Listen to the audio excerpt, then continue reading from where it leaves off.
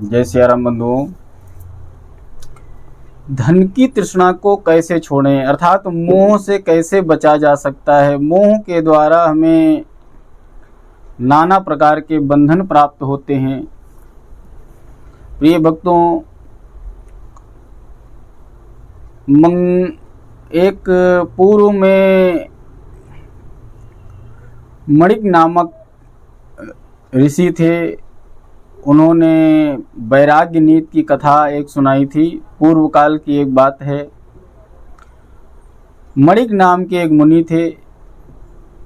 उनमें धन की तृष्णा बस गई कि अब हमारे पास धन हो जाए। तृष्णाएं 3 प्रकार की होती हैं बंधुओं। हर व्यक्ति किसी न किसी तृष्णा से ग्रसित रहता है। वित्त तृष्णा, पुत्र तृष्णा, लोक तृष्णा। तो वही जो वित्तेषणा में मुनि जी फंस गए। महाराज धन प्राप्त करने के लिए वे अनेक प्रकार की चेष्टाएं किया करते थे, परंतु हर बार उनका प्रयास निष्फल हो जाता था। उनकी सारी चेष्टाएं व्यर्थ हो रही हैं, प्रयास निष्फल हो रहे हैं। अब इसी के प्रयास में नए नए योजनाओं को करने के लिए, नए नए स्कीमें निकालने के चक्कर में उनके पास जो धन था वो भी धीरे धीरे, जो अपने पास था वो भी सब नष्ट हो गया। अब उन्होंने सोचा ये जो थोड़ा सा धन बचा है, इससे 2 बछड़े ही खरीद लें और कुछ खेती बाड़ी किया जाए, उसी से धन कमाएंगे। अब सारी योजनाएं, प्लान, मैनेजमेंट जब खत्म हुआ तो उन्होंने 2 बछड़े खरीदने के लिए बाजार गए और सुंदर सुंदर 2 बैल की जोड़ी खरीद लाए। बछड़े वो हुष्ट-पुष्ट से, बढ़िया जुताई का कार्य बढ़िया होगा, अनाज खूब पैदा होगा, ऐसा सोचने लगे कि तगड़े बैल मिल गए हैं, इनके द्वारा खेती अच्छी से होगी, खूब बढ़िया जुताई करेंगे, खूब अन्न उत्पादन करेंगे और धनिकों के यहाँ इसको बेच करके लाभ कमाएंगे। महाराज एक दिन वे बछड़ों को परस्पर जोतकर हल चलाने की, पहले बछड़े नए बैल लेके आओ तो उनको ट्रेनिंग दी जाती है, तो उनको परस्पर जोतकर हल चलाने की शिक्षा देने के लिए घर से निकल पड़े कि इनको पहले सिखाएं चल के खेती कैसे जोती जाती है। अब जब गांव से बाहर थोड़ी दूर निकले थे तो मार्ग के बीचों बीच में एक ऊंट रास्ता घेरे बैठा था। अब महाराज अभी वो बैल जब हो जाते हैं, पूरे ट्रेंड हो जाते हैं, पहले उनको बछड़ा ही बोला जाता है। अब दोनों बछड़े ऊंट को बीच में करके और ऊपर से निकलने लगे। ऊंट बैठा हुआ था, ऊंट बड़ा जानवर होता है, 2 बछड़े भी छोटे थे, दोनों रस्सी में बंधे हुए थे, तो बीच में ऊंट था, वो बीच से निकले तो एक बछड़ा इधर, एक बछड़ा इधर। अब ज्यों के त्यों उसके गर्दन के पास पहुंचे तो ऊंट की गर्दन के पास में जो कुबर निकला होता है उसमें वो गए टंग। अब ऊंट को मालूम लगा कि भाई अगल बगल कुछ हमारे कंधे पर लग गया, चुभन असहाय हो गई, तो रोष में बढ़ के वो एकदम से घबराया कि क्या उसके ऊपर आ गया है, तो खड़ा हो गया। अब जब उठ के खड़ा हुआ तो जो दोनों बछड़े परस्पर बंधे हुए थे वे ऊंट के दोनों तरफ लटक गए। अब एक गर्दन के एक ओर, दूसरा गर्दन के दूसरी ओर। ऊंट उन्हें लटकाए, घबरा गया ये 2 जानवर कहाँ से लटक गए और सरपट भागने लगा, क्योंकि गला रस जो है दोनों के बंधे हुए थे। अब लटके होने से उनकी सांस गले में फंदा बन गया और वो बछड़े दोनों ऊंट पे लटक के मर गए, मान लो उनकी मृत्यु हो गई। अब यह सब दृश्य मणिक मुनि देख रहे थे कि देख लो जो पैसा बचा था उसे आंखों के सामने देख रहे थे। इस घटना पर उनका कोई बस नहीं था। अब वे तृष्णा से विमुख होकर के, जब कुछ बचा ही नहीं, जितने प्लान थे, आखिरी पैसे से जो बछड़े खरीदे थे वो ऊंट में लटक के मर गए। अब तृष्णा से मुख मोड़ करके वो बोल पड़े, हे मनुष्य, मनुष्य कितना ही बुद्धिमान क्यों ना हो, लेकिन जो उसके भाग्य में नहीं है वो उसे किसी भी प्रयत्न से वो प्राप्त नहीं कर सकता है। देखो दैव, मणिक मुनि अपने आप से कह रहे हैं कि देखो दैव योग से मेरे सामने एक ऐसा दृश्य उपस्थित हो गया। मुझे लगता है कि हठ पूर्वक किए गए पुरुषार्थ से भी कुछ नहीं होता है। अतः सुख की इच्छा रखने वाले पुरुष को धन आदि भोगों की ओर वैराग्य का आश्रय लेना चाहिए, क्योंकि धनोपार्जन की चेष्टा से निराश होकर जो विरक्त होता है, जब धन की मोह माया से विरक्त होकर के वैराग्य ले लो कि जब वित्तेषणा कभी मिलने से पूरी भी नहीं होती है। आज एक है, 99 हो जाए तो 100 हो जाए, 100 हो जाए तो 200 हो जाए, फिर उससे बचाएं। तो अंकित मुनि कहते हैं कि मैंने ये सब करके देख लिया है, जिसको सुख चाहिए उसको वित्तेषणा शांत करनी चाहिए, और जो धनोपार्जन की चेष्टा से निराश हो जाए, मतलब कि कर्म करिए लेकिन उसी के पीछे कि धन ही हो जाएगा तो सुखी हो जाएंगे। तो कितने लोग धनी पड़े हैं संसार में, क्या वो सुखी नहीं है? अपने कर्म करते रहिए, फल नियति आपको अपने आप देती रहेगी, वही सुख की नींद सो पाता है। दो आखिरी में मणिक मुनि के बच्चे जब चले गए, महाभारत के शांति पर्व में क्या कहा गया है? तस्मान निर्वेदा एवेह गंतव्य सुख मिच्छता सुखम स्वपीति निर्विणो निराचार्य साधने। अर्थात सुखदेव जी जब महाराज जनक जी के राजमहल को त्याग कर वन की ओर जाने लगे तो उन्होंने ठीक ही कहा था कि जो मनुष्य अपनी समस्त कामनाओं को प्राप्त कर लेता है तथा जो इन सब का केवल त्याग कर देता है, वो इन दोनों के कार्यों में समस्त कामनाओं को प्राप्त करने की अपेक्षा त्याग ही श्रेष्ठ है। ये घटना वहाँ की है जब सुखदेव जी से विवाह करने की बात व्यास जी ने कही थी एक बार। तो सुखदेव जी ने कहा नहीं, हमें वैराग्य प्राप्त करना है। तो व्यास जी ने कहा कि ऐसा है कि सबसे पहले गृहस्थ जीवन का पालन कर लो, उसके बाद वैराग्य में आना। तो बोले कि गृहस्थ जीवन के बाद वैराग्य कैसे रहा जा सकता है? तो उन्होंने कहा कि आप मेरे शिष्य जनक जी के पास चले जाइए।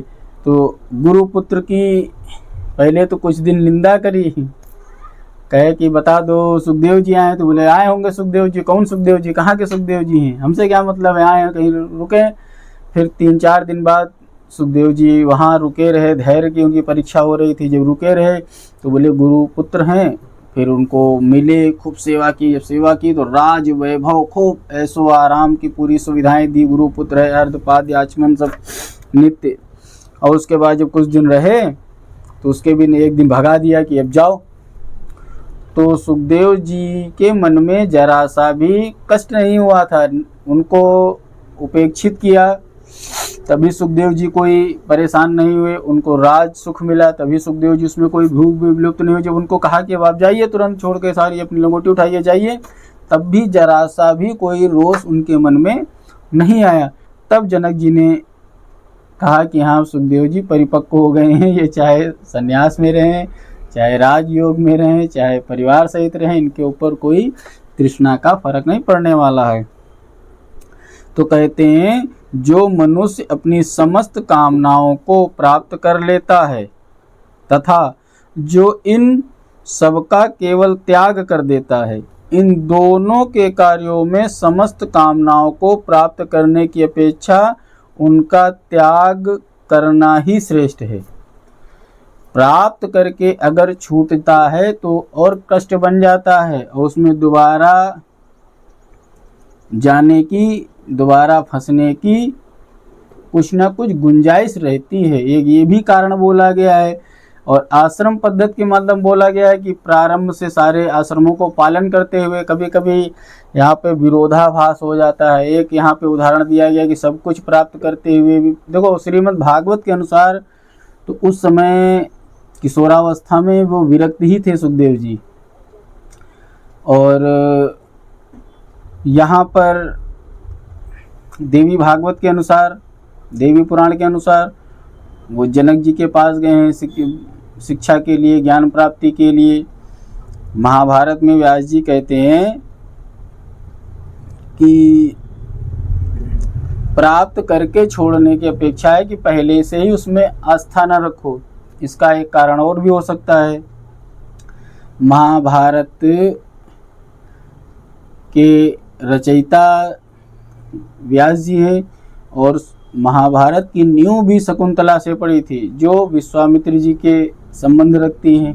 विश्वामित्र जी ने 60,000 वर्ष तपस्या किया, ब्रह्म ऋषि बन गए, खूब ज्ञान हो गया, और मेनका ने उनका तप भंग किया, उनसे एक कन्या प्राप्त हुई। तो राज्य सुख का कहीं ना कहीं उनको अनुभव था, कुछ उनके अंदर तृष्णा बची रह गई थी, जो दोबारा उनकी वापसी हुई। फिर जब एक कन्या हो गई तो वो एकदम से जगे कि अरे मेरा तो सारा तप नष्ट हो गया, अब हमको चलना चाहिए। तो उस बिटिया को छोड़ दिया वहीं जंगल में। तो एक ऋषि ने पाला, ऋषि कन्या वो मेन अप्सरा की पुत्री, एक महान क्षत्रिय ऋषि की, राज ऋषि की पुत्री, बड़ी तेजवान थी। तो उसको शकुंतला दुष्यंत की कहानी कभी, तो उसको देख करके जो है एक राजा मोहित होते हैं, दुष्यंत उनसे गंधर्व विवाह करते हैं। महाराज, या कामान पुर्यात सर्वान यश्चैतान केवलान त्यजेत प्रापणात सर्वकामानां परित्यागो विशिष्यते। क्योंकि पहले कोई समझ लेना चाहिए कि पहले कोई भी जो तृष्णा है इसका कोई अंत नहीं है। इसलिए ऐ मेरे मन, तुम कामनाओं के दास होकर भोग प्राप्ति की चेष्टा करके बार बार ठगे जा रहे हो। फिर भी आश्चर्य है कि तुम तृष्णा को नहीं छोड़ते हो। काम को धिक्कारा गया है। अरे काम, तू हर बार कहता है कि इस बार थोड़ा सा बस ये प्राप्त हो जाए, इच्छा करता है, और प्राप्त होने के बाद फिर तेरी तृष्णाएं बढ़ जाती। इसलिए ये काम मैं तुझे अच्छी तरह जानता हूँ, जो तुझे प्रिय लगता है उससे भी मैं परिचित हूँ। चिरकाल से तेरा प्रिय करने की चेष्टा करता रहा हूँ, परंतु कभी भी मेरे मन में सुख का अनुभव नहीं हुआ है।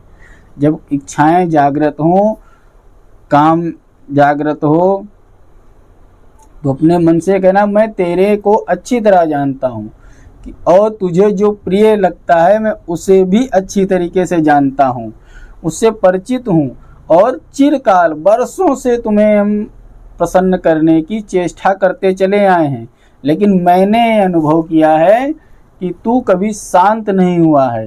तेरा प्रिय करने की मैं जितनी चेष्टा करता हूँ, मेरे मन में कभी भी ये नहीं अनुभव हुआ है, उस इच्छा को, कि शांति का अनुभव नहीं हुआ है कि तू शांत हो गया है।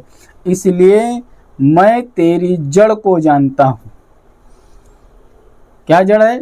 निश्चय ही तू संकल्प से उत्पन्न होता है। अब मैं तेरा संकल्प ही नहीं करूँगा जिससे तेरा समूल नष्ट हो जाएगा। इसलिए जैसे ही जिस चीज़ को पाने की इच्छा होने, अच्छा लाओ थोड़ा सा कर लेते हैं, थोड़ा सा सो लेते हैं, थोड़ा सा करने का मतलब है कि इसलिए जैसे वो संकल्प आए उस संकल्प को ही दबा दो। अरे लाओ पढ़ने बैठे, लाओ थोड़ी देर सो ले। जैसे ही संकल्प हो थोड़ी देर के लिए सोना चाह रहा है, मन सोना चाह रहा है, वैसे ही तुरंत कहो नहीं मैं जानता हूँ तेरा संकल्प, तेरे को अगर मैं थोड़ी देर नहीं 2 घंटे सोने को कह दूंगा तो कल फिर तेरी इच्छा ऐसी हो जाएगी। ऐसा नहीं कि कल जब हम दोबारा पढ़ने बैठे हैं, अपना पुराना काम करने बैठे हैं, तो तू कहे नहीं मैं कल सोचूंगा, कल तू फिर कहेगा नहीं। इसलिए मैं जानता हूँ, इसलिए मैं तेरे को सोने ही नहीं दूंगा। इसीलिए बोले कि अब मैं तेरा संकल्प ही नहीं करूँगा, मतलब तुम्हारी बात ही नहीं सुनूंगा। तू सोने कह रहा है तो हटाओ, नहीं सोना है। इसलिए जानामि काम त्वां चैव यच्च किच्चित् प्रियं तव तवाहं प्रियं वन छिन्नात्म मन्युपलब्धे सुखम। काम जानामि ते मूलम संकल्पात् किल जायसे, न त्वां संकल्पयिष्यामि समूलो न भविष्यसि। अर्थात धन की इच्छा हो, चाहे भोग की इच्छा हो, कोई विलास की इच्छा हो, धन की इच्छा, चेष्टा, भोग की चेष्टा सुखदायिनी नहीं है। ये कतई किसी को नहीं समझना चाहिए कि ये चीज़ की इच्छा हुई, ये पूरी हो जाए और हमको सुख मिल जाए। पहले तो धन की प्राप्ति में कष्ट होगा। जैसे यहाँ बात प्रसंग तो धन की हो रही, धन की प्राप्ति के लिए नाना प्रकार के खुराफात, पाप, पुण्य, उद्यम, फिर उसके लिए कर्म कुकर्म करो, और मिल जाने पर उसकी रक्षा के लिए षड्यंत्र करो।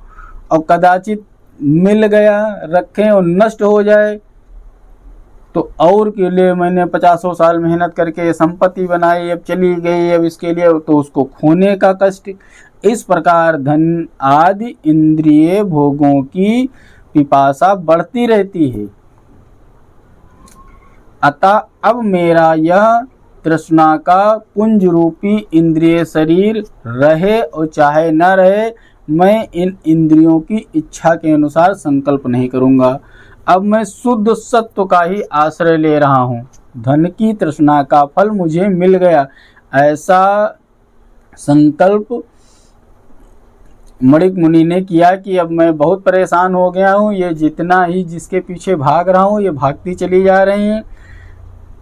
बंधुओं, धन लोलुपता दुख का कारण है सबसे बड़ी। ये बात मणिक मुनि कह रहे हैं कि ये बात मुझे बहुत देर में समझ में आई।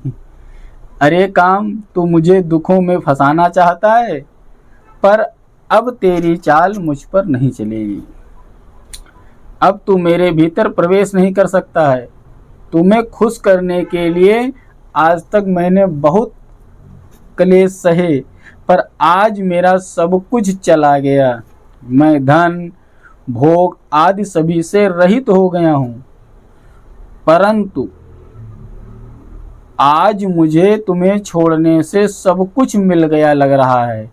आज से तुम्हारी इच्छा छोड़ दी तो हम लग रहा है परिपूर्ण हो गए। तुम्हारी इच्छा ही हमको कष्ट दे रही थी। धन का नाश हो गया, मेरी सारी चिंता मिट गई। आज से मैं सुख से सो सकूंगा। ये प्लान जो बने रहते थे ये से ये कर लूँगा, सब कुछ नहीं, सब हटा दिया। अब हे काम, मैंने तेरा परित्याग कर दिया है। अब तुम रहो या जाओ, इससे मुझे कोई फर्क पड़ने वाला नहीं। तुम्हारे संकल्पों को मैं नहीं पूरा करूँगा, बाकी हरी इच्छा। बंधुओं, सबसे बड़ी बात है कि जो ही मणिक मुनि ने कहा कि मैंने तेरा त्याग किया है, वैसे ही मेरे को मेरे सद्गुण दिखने लगे हैं। कौन से 8 सद्गुण दृश्य हो गए हैं। कौन सा? सबसे पहले जैसे ही मैंने सब तुमको छोड़ा, तुमको दुत्कार दिया, वैसे मेरे अंदर प्रथम भाव वैराग्य जागृत हो गया है। और वैराग्य जब जागृत हुआ है तो हमको परिपूर्णता का सुख मिल रहा है। लग रहा है मैं परिपूर्ण हूँ, मेरे पास कुछ कमी है ही नहीं है। जब सबको छोड़ दिया, सब कुछ छोड़ दिया, तब लग रहा मैं पूर्ण हूँ। और जब मैं जितना पकड़ने का प्रयास कर रहा था उतना मेरे को अपूर्णता नजर आती थी। ये हो जाए, अरे भाई पहले हम कमाने लगे, हमारे पास रुपया पैसा हो जाए, फिर हमारे पास शादी हो जाए, फिर बच्चे हो जाएं, फिर घर हो जाए, फिर गाड़ी हो जाए, फिर उसका मेंटेनेंस हो जाए, कि बच्चों का भविष्य हो जाए। तो क्या हुआ कि मतलब वो पूर्णता पूरी करने में हो जाए जैसे छोटे कुछ नहीं, हमको आत्मानंद में रहना है, हमको वैराग्य धारण करना। जैसे ही वैराग्य धारण किया, वैसे ही मणिक मुनि कह रहे हैं, वैसे ही मेरे को वैराग्य सबसे पहले मिला। तो सब रागों जो वैराग्य का मतलब है राग मिट जाना, सारे राग मिट गए। जब सारे राग मिट गए तो देखा मैं ही सुख मूर्ति हूँ, मेरे अंदर ही सुख है, हमको बाहर कहीं जाना ही नहीं है। और जैसे बाहर कहीं नहीं जाना, मैं वैराग्यवान सुखी व्यक्ति हूँ, वैसे मेरे अंदर तृप्ति हो गई। मैं अपने आप को पूर्ण समझने लगा, पूर्णता को प्राप्त हो गया, मैं तृप्त हो गया। और जैसे ही मैं तृप्त हुआ, वैसे मेरे को चौथा परम शांति मिलने लगी, हमको शांति प्राप्त हो गई। और जब मैं तृप्त हुआ और हमको शांति प्राप्त हुई, वैसे ही हमको सत्य का साक्षात्कार होने लगा कि हम ही परम सत्य हैं। जब सत्य का परम साक्षात्कार हुआ तो हमारे अंदर दम आ गया, धैर्य आ गया, और 7वां लक्षण क्षमा दिखने लगा। 8वां लक्षण क्या हुआ? सभी प्राणियों के प्रति दया भाव आ गया। कैसे दया भाव सबके प्रति आ गया? जैसे कोई पीड़ित व्यक्ति को देख लो, घाव रिस रहा है, मक्खियां भिन भिना रही हैं, बड़ा दुखी दीनहीन है, उसको देख के दया नहीं तो भगवान देखो बेचारा कितना कष्ट पा रहा है, इसको ईश्वर। तो वैसे जैसे वैराग्य हो जाता है तो संतों को सभी प्राणियों के प्रति दया भाव आ जाती है, तो वे उस रोग से निवारण का उपाय बताने लगते हैं। तो देखने लगते हैं कि ये तो काम क्रोध लोभ मोह में पिसा हुआ बंदा है, तो सरे इसको तो बड़ा कष्ट हो रहा होगा, कि वो कष्ट बड़ी मुनि ने देखा ना, तो इसे सबके प्रति दया भाव आ गए। मिल गए कौन? अभ्युदय को प्राप्त करने वाले, कि अरे राम राम सब कितने दुखी हैं, अब दुनिया पूरी दुख में नजर आ रही है, तो अब हमारे अंदर धैर्य है, दम है, क्षमा कर दिए हैं अपने। तो हम सोच रहे हैं कि उनको भी अपने स्वस्थ कर दें, जो बीमार हैं उनके अंदर भी ये लक्षण लिख दें। तो क्या बोलते हैं? निर्वेदम निरवतिम तृप्तिम शांतिम सत्यम दमम क्षमाम सर्वभूत दया चैव विद्धि माम समुपागतम। मनुष्य जिस जिसकी कामना को छोड़ देता है, जिस जिसकी तरफ से विरक्त होता रहता है, उस ओर से वह सुखी होता जाता है। कामना के वशीभूत रहने पर दुख ही दुख प्राप्त होते हैं, और दुख, निर्लज्जता और असंतोष ये काम और क्रोध से ही उत्पन्न होते हैं। काम के द्वारा दुख प्राप्त होता है, और क्रोध के द्वारा असंतोष प्राप्त होता है, और असंतोषी व्यक्ति निर्लज्ज हो जाता है, उसकी लज्जा चली जाती है। इस लोक में जो विषयों का सुख है तथा परलोक में जो दिव्य एवं महान सुख है, ये दोनों प्रकार के सुख तृष्णा के क्षय से, यहाँ पे भी खूब ज़्यादा नाटक करना, हम धन कमा के दान कर लें, पुण्य कर लें, ये भी तो एक तरीके से परलोक के भी सुख के लिए भी तो तृष्णा हम लाओ, इतने माला जप कर लें, इतना ये कर लें, ये मिल जाए तो परलोक हमको स्वर्ग मिल जाए। तो ये भी मणि मुनि बोल रहे हैं, ये भी संभाव में ही रखना है।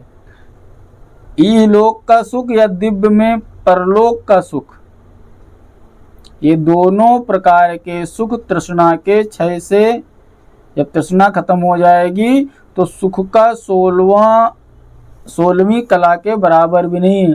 तो यहाँ पर स्वर्ग की भावना से भी प्रयत्न नहीं करना है। जो दिव्य परम पद तुमको प्राप्त होगा, जहाँ से आए हो, जो परम पिता परमेश्वर के चरणों में, वहाँ स्वर्ग का सुख भी तुच्छ है। यच्च काम सुखम लोके यच्च दिव्यम महत् सुखम तृष्णा क्षय सुखस्य ते नारहता खोडसी कलाम। काम क्रोध लोभ मोह मद मात्सर्य और ममता, ये सब देहधारियों के 7 शत्रु हैं। जैसे ऊपर 7 मित्र बताए गए, ये 7 शत्रु हैं। इनमें सबसे बड़ा कहते हैं जो काम रूपी शत्रु जो है वो सबसे प्रबल है, और इसको जीत लेने पर ये एक तरीके से शत्रुओं का सेनापति है। इसको जीत लेने पर अन्य 6 दबे कुचली भाव में आते भी हैं, कोई प्रभाव नहीं डाल सकते हैं। वो आएंगे भी तो क्षणिक आएंगे, थोड़ा फुफकार उपकार करके, और तो कोई प्रभाव नहीं डाल सकते हैं। लेकिन अगर एक सेनापति को, काम को तुमने मार दिया, आज मैंने इस काम का परित्याग कर दिया है। मणि मुनि ने कहा कि आज मैंने इस काम का परित्याग कर दिया है। जैसे ही मैंने काम का परित्याग किया, अब मुझे भोगों से विरति हो गई है, और जैसे विरति हुई है वैसे विरक्त का बीज अंकुरित हुआ और वैराग्य आ गया। बंधुओं, ऐसा कह करके मणिक शांत हो गए। बछड़ों के निमित्त से उन्हें तत्व ज्ञान प्राप्त हो गया। समस्त कामनाओं का परित्याग कर वे निष्काम भाव से प्रतिष्ठित हो गए और उन्हें परमानंद की प्राप्ति हो गई। इस प्रकार तृष्णा के त्याग से परम सुख की प्राप्ति हो जाती है। ज़्यादातर हम लोगों में यही 3 तृष्णाएं, पुत्र तृष्णा, वित्त तृष्णा, लोक तृष्णा हमें पीड़ित किया करती हैं।